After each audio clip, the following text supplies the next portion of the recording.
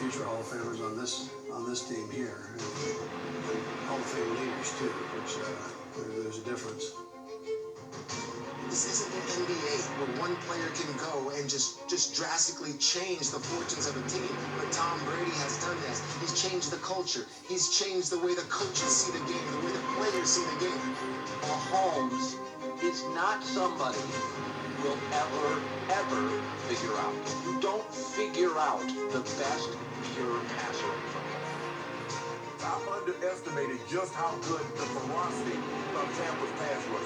Shaq Barrett showed why they franchise tagged him in 19 million. JPP still, they were relentless on the edge. Here's the situation we have. I think when it's all said and done, Travis Kelce is going to be considered the greatest tight end and most prolific receiving tight end ever. You have Tyreek Hill, who is the fastest, skilled player in the history of the league. And Patrick Mahomes. Could you make the case the seventh is the most special one? Because he's 43, it's with Tampa, and it's not with Bill, and it's not with New England, and it's not the Patriot way. It's the Brady way. Take advantage of this opportunity tonight. Need everything you got on that number. You know, from your way, you make a play.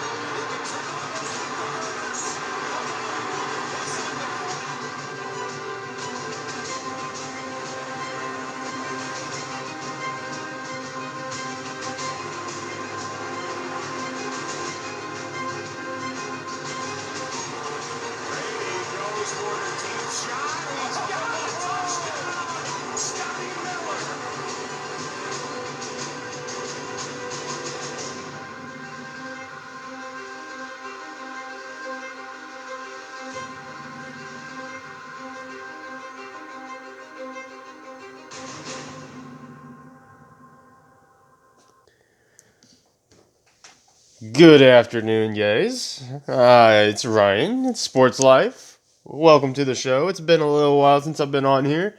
I've kind of just been trying to get caught back up in life, so I apologize for the delay.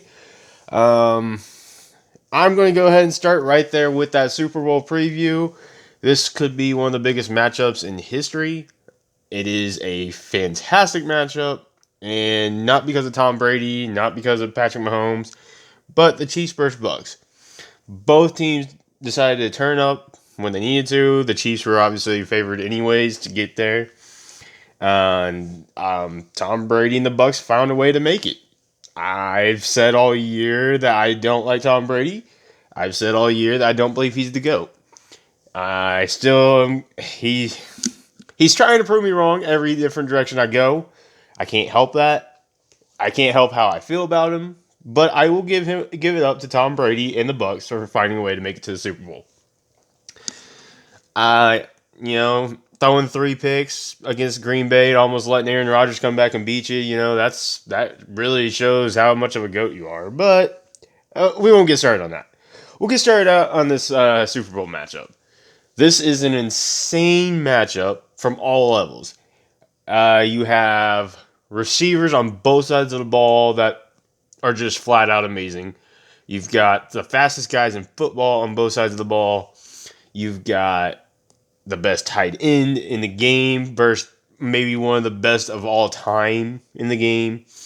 You've got a guy with 4 fingers on a hand who has actually beaten Tom Brady in a Super Bowl before on the same team. You've got a guy whose nickname is the Honey Badger. You got a guy whose nickname is a Cheetah.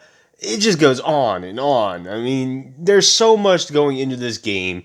So much at stake. I mean, Tom Brady wants to signify that it wasn't Bill Belichick. It was always him.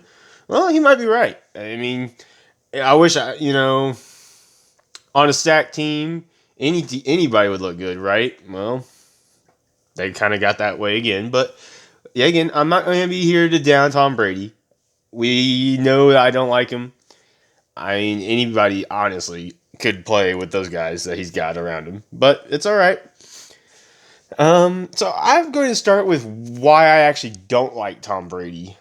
And don't get me wrong, yes, the dude has put up statistic after statistic after statistic. But he's been on so many stacked teams.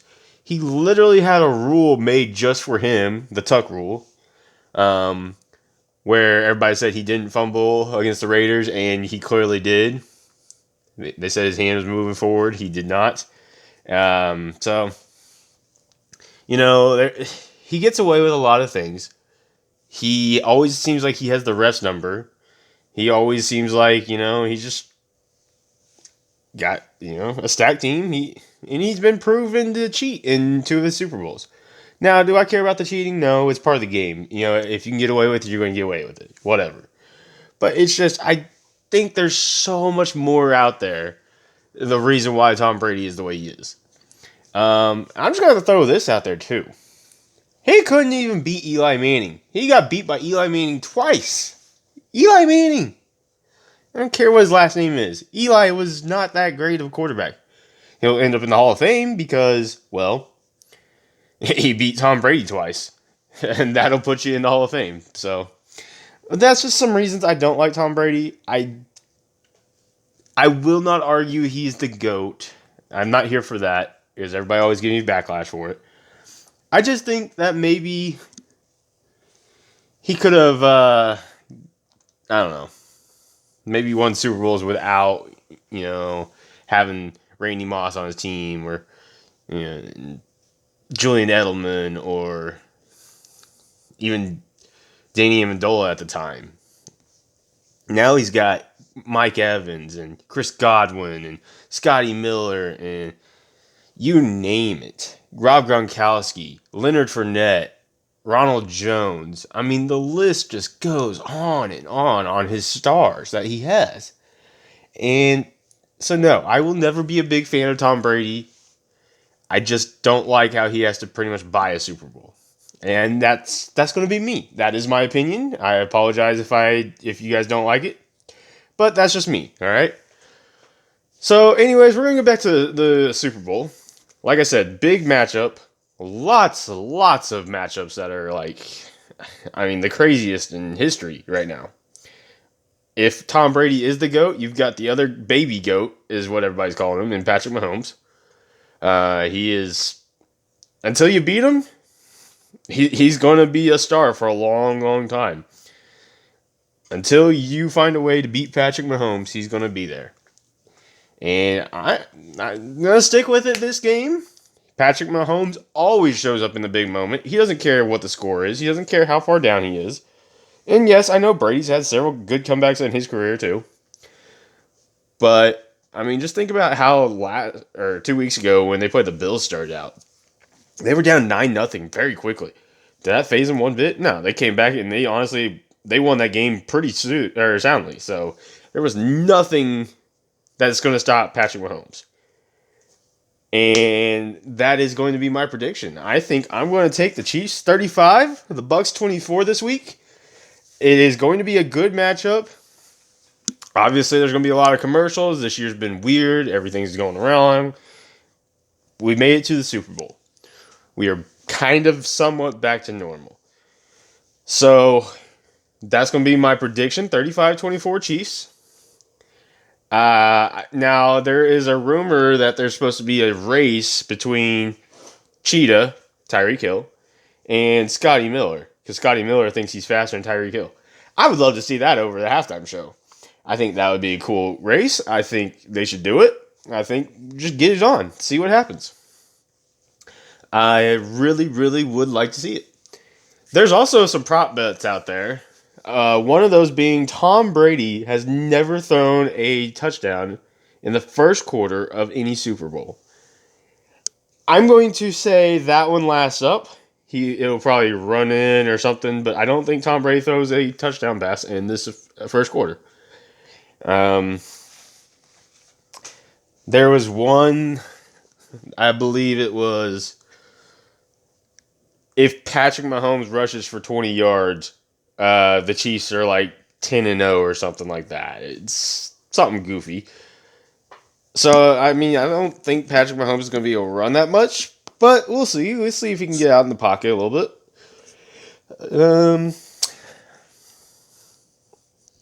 It is kind of funny. It's also I was talking about matchups. You got Antonio Brown versus Le'Veon Bell, both who basically treated that Steelers team that could have made it to the Super Bowl eventually, pretty much like dirt. Both left on bad terms. Both are kind of redeeming themselves.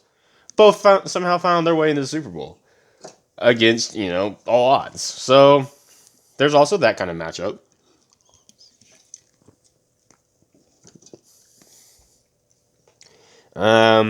Really though, that's all I'm going to say is go Chiefs. I don't want to see anything with Brady's name ever again, but I'm sure I'll be stuck with him for 10 more years, the way things are going. But go Chiefs. Yeah, there is a little more football talk going on right now. You've got some trading going on. You had Stafford and Goff get swapped around for the Rams and Lions, which to me, I think that's what Matt Stafford needed. He needed to get out of Detroit because that's where people literally go to die. I think that, I think it's good. The Rams have good receivers. You got Robert Woods and Cooper Kupp, Tyler Higbee as the tight end. They've got some good players. Cam Akers showed himself as a good running back. So that was kind of what they were missing this year. And so I honestly think it makes the Rams instant contenders, having a quarterback caliber of Matt Stafford. Now, on the other hand, Goff, he's kind of good at developing receivers. Now, I don't think, Galloway or Marvin Jones need actually develop, but it might help them actually kind of get a little bit better too. Now, of course, injuries would also help that, but that's neither here nor there. Another team out there looking around, kind of looking for some new development, the Falcons. So they're going to keep Matt Ryan, they're going to keep Julio Jones, as well as they should, but they've got to find a running back. They've got to find someone who can actually go run the ball. Without it, it's just, you're nothing. Unfortunately, you have to have a running game. Same thing on the defense. The Falcons have to find a defense if they want to win. And unfortunately, with that division, even if Drew Brees doesn't come back, the Saints are still a really good team. The Panthers are on the rise. The Bucks, unfortunately, I have Tom Brady. So that it's hard to say that division's anywhere easier next year. So you got to find some defense. You got to find some running game. There were several games the Falcons were had 17-point leads and they lost. So they've got to figure that out. Another person who's out there who's a big name and where he should go is Deshaun Watson. He is out there wanting to be traded from Houston. He doesn't like that they're not listening to him at all. He's having some issues with them, which I can't blame him. He just wants to go out there and win, and they're not really putting a winning atmosphere around him. So I must decide what teams would be good for Deshaun Watson. And there's a couple of them out there I think he would fit really well with. The Colts being one, even though I know they've got Jacoby Brissett, who's still a really good quarterback. But they were built to win pretty well this year. They have a solid defense. They've still got solid receivers. You got T.Y. Hilton, obviously. And so that would be a good team. That's still an inter-division game or team. So that'd be kind of interesting. I think maybe even the Panthers. We were just talking about them. Now, I know they've got Teddy Bridgewater, but Deshaun Watson's way better than Teddy Bridgewater. There's a lot of talk about the Jets. Sam Darnold's not a bad quarterback. He's just on a bad team. So I think the Jets will give Darnold another chance. I don't think they're going to actually draft a quarterback this year. I could be wrong, but they might. Of course, it all depends on what the draft happens too. What happens in the draft, I should say, for Deshaun Watson. But I really think, and I know the Giants are set on Daniel Jones, but I think the Giants would be the best team out there for Deshaun Watson because they have all sorts of receivers. They have Saquon Barkley coming back. They've got a solid defense. And, that's a solid team. They just need a quarterback. They need a quarterback. I'm not selling Daniel Jones. He's not that great. So why not go get Deshaun Watson? Or even, a team like maybe the Bears. They kind of, they ruined Nick Foles and Mitchell Trubisky's garbage. They need an O-line, but maybe the Bears could use them. They've still got decent receiving core. They've still got a decent run game. So, I think overall, though, I think the Giants would be the best team for Deshaun Watson to go to and him have a chance to win right now. Oh, man. Sorry. Let's see here, guys. Had some crazy college hoops going on. Of course, we all know I'm a Sooner fan, and they bounced their way up in the top 10 this week, even though they lost to Texas Tech earlier this week after winning 3 straight top 10 matchups. This year in college hoops has just been crazy. Besides Baylor and Gonzaga, everybody else can literally win any day. Anybody can win any day besides Baylor and Gonzaga. They are machines right now. And Baylor's doing it against, the Big 12 opponents who are actually pretty good this year. So, it's weird. You don't have your premier college, like Kansas is having a little bit of an off year. North Carolina and Duke have a chance to not even make the tournament. UCLA probably not going to make the tournament. Michigan State probably not going to make the tournament. It just goes on and on. The premier college towns. Kentucky's like 5-11 right now. Kentucky's having the worst season they've had since 1927. And that's just, it's crazy. But it's a different style game. The teams that play defense are the teams that win. And if you don't have any guys who can just go out there and play defense, and you got all these guys who are one and done because they're the offense, you're not going to win. And that's just how it is. So, when we get to the tourney, I want to see someone knock off Gonzaga and Baylor. I don't think it's possible, but we'll see. All right, so I am actually looking forward to some college softball this year. It's outside. You should be able to get to the games. You should be able to allow fans, I just want to watch my Sooners go out and beat some people up. That's something I'm looking forward to coming the spring. I've been waiting for the schedule to drop. Baseball's already starting up, and so I kind of just want softball to right real quick. Speaking of baseball, there's been a trade there, which makes my team better. We got Arenado from the Rockies, the Cardinals did, and I'm actually excited about that. They signed Wainwright again. They need to sign Yachty, but you know what? That's fine. But real talk, I don't have a whole lot with baseball. Spring training's about to kick off, so that's a good thing. But not a whole lot of talk there. So I'm going to go straight to what I've got to talk the most about, which is the NBA. So a lot of people have been asking me what my thoughts are on the Nets. And do not get me wrong, I do not like Kevin Durant, I do not like Kyrie Irving, and I do not like James Harden. Okay? Do I think they will win games? Absolutely they will win games. They are an offensive machine. Okay? Here's the problem. I'm going to throw out a team that won, I think they actually won 67 games that year. It was the Phoenix Suns, and I want to say it was back in 2006. Okay? That team had Steve Nash, Amari Stoudemire, Sean Marion. I don't even remember who else, but they were a stacked team. Okay, and the reason I'm going to tell you this is because the coach of that time was Mike D'Antoni. Okay, so we're going to look at the Nets coaching staff right now. You've got Steve Nash, Mike D'Antoni, and Amari Stoudemire. Okay? They could win games. They won a lot of games offensively.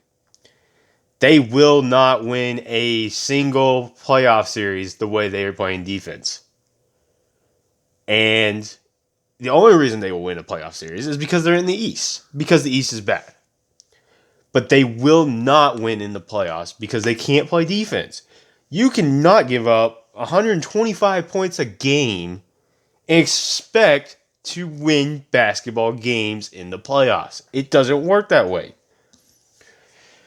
Yes, they will win a lot of regular season games, okay?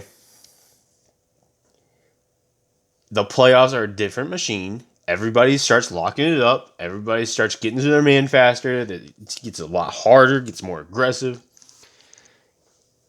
So, all of the random Nets fans that just magically appeared, no, they are not winning a championship because they can't play defense. You guys are out of your mind. Steve Nash has never won a championship. Mike D'Antoni has never won a championship. Amari Stoudemire has never won a championship. They will not win a championship, guys. I hate to tell you this. They will not win it. Okay? You can't play defense. They've never been able to play defense. They never will. And here is why I am going to say that. Okay? So, before the James Harden trade, the Nets were allowing an NBA all-time worst 119.9 points per game. Okay, that was before Harden got there. Now, with Harden, they are allowing 125.1 points per game.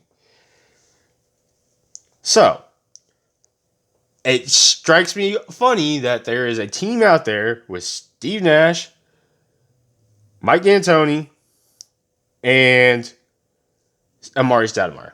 They can't win those games, okay? They will win in the regular season.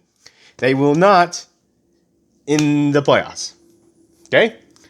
I remember watching Kobe Bryant murder those guys in 7 games. Kobe Bryant destroyed them. Pau Gasol destroyed them. It was a brutal smackdown. Okay? Yes, it took them 7. It was in the Western Conference Finals. But no. The simple fact of the matter is, the only reason the Nets win the East is because the East is stupid bad. I will say the same thing about the Bucks. The Bucks have one of the best players on the planet. Okay? But I'm going to throw this out there. Who is their coach? Mike Budenholzer. Okay? He took an Atlanta team and won 60 some odd games with them, and then they lost the first round every year in the playoffs. So, stop telling me the Nets are going to win until they do, because it's not going to happen. Stop telling me the Clippers are going to win until it happens, because it's not. There's another team out there that's just, they're not going to.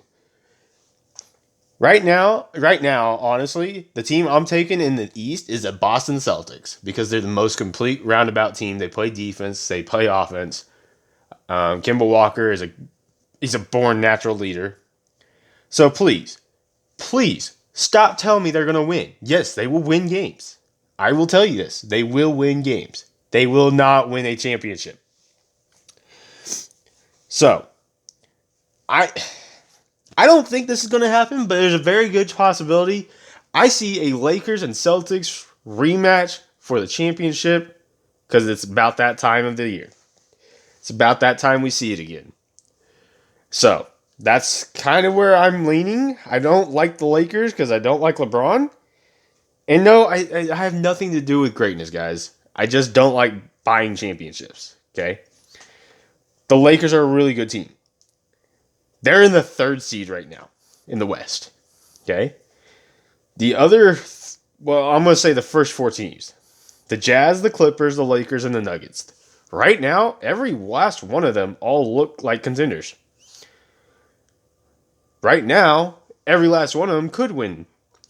But there's a team out there who's not even in the playoffs right now, and they could strike fire right this moment. Oh, wait, they have. They won 6 of the last 7 games.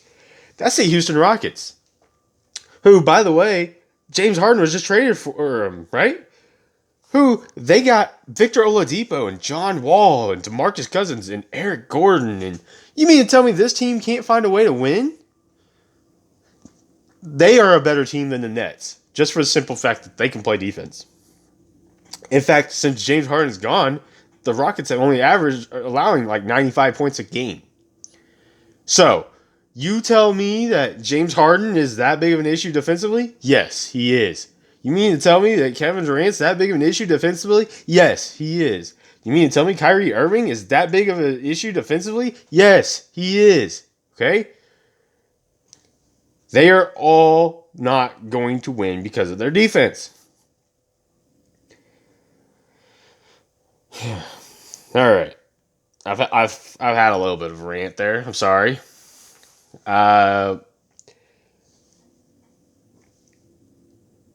There's a couple of more things in the NBA, such as, I mentioned the Clippers.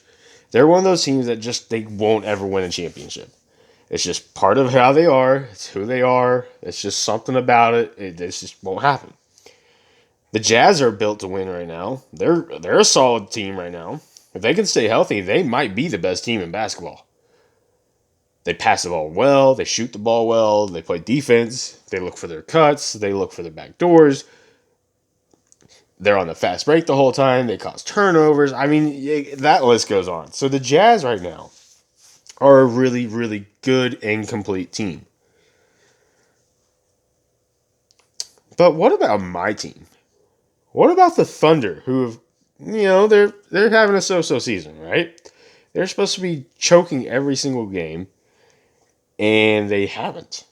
What is going on? Well, they've got a young core who got a taste of winning last year, and now they want to win now. So they're trying to compete, even though they're not as good as anybody else in the league. But they're there to compete every single night. And that, to me, as a fan, is what I love to see. I love to see the competition, even though I know I'm probably going to get beat. They are trying. They're winning games. They're 9-11. It's not bad. So, something that does bother me, though, and it's going to go back to some of the trades. It's going to go back to a Paul George, Victor Oladipo, and Domantas Sabonis trade. Okay? Well, now we know Oladipo is in Houston. He's averaging 20.9 points per game. Well, and Paul George is over in the Clippers doing whatever Paul George does. Probably will choke in the playoffs like he does. But the Thunder let go. If they were trying to start this rebuild back in the day, and they would have known that everything would have fallen apart like they did. They let one of the best players in the league go to the Pacers. And I'm not saying that because of his stats. I'm saying that because he makes his team better. I'm saying that because his stats are good, but he makes his team better. So, that guy is Domantas Sabonis, okay? Instead, right now, the Thunder, who have a very young team, the youngest in the NBA, when I say country, they have Horford, who, by the way, has a contract for $109 million. Sabonis has a contract for $97 million, okay? Well, we're just going to compare those two and why the Thunder should have kept Domantas Sabonis. Obviously, you're paying him less. Okay, Horford's only averaging 12.8 points per game, 7.2 rebounds per game, and 2.6 assists per game. Well, let's look at Sabonis. He is averaging 21.6 points per game, 12 rebounds per game, and 5.7 assists per game. And every single day, the Pacers are in the game because of that guy. He is there. He's their playmaker. He's their silent all-star. So if the Thunder just decided to keep him, not only are you adding experience, you're adding someone else who's younger who could last a little bit longer in the NBA. And so it's, as a fan, I see that and it kind of makes me a little upset that they didn't keep him. But you know what? I'm okay with what they've got. They've got a lot of young talent. I just don't like some of the money they've spent. Look, guys, I know I kind of ranted a little bit in this one. Don't get me wrong. I think Tom Brady, what he has accomplished is amazing. I think LeBron James, what he has accomplished is amazing. Kevin Durant, what he's accomplished is amazing. Okay? I do not like buying championships. And that's what those three guys have done. Now, it's part of it. It's part of the game. I understand it. But it doesn't mean I have to like it. So I'm not going to rant no more. I'm going to leave you guys on a good note. I'm going to try to get this once a week again. Try to get back into it a little bit. I apologize for the delay of me not being here. Because it's just... It's hard to prep for this and no one actually listened to it. So I want you guys to realize that. It takes some time. It does. I'm going to try to make this a little more entertaining. Obviously, I still got a long ways to go. But I will be back every week as much as I can. I hope you guys have enjoyed this show. And thanks for listening. And we'll say this. Go Chiefs.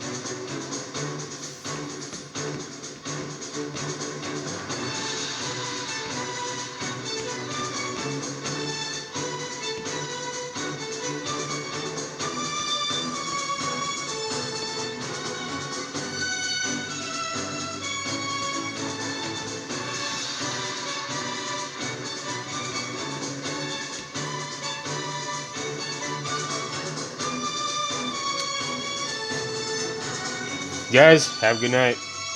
Thanks for listening.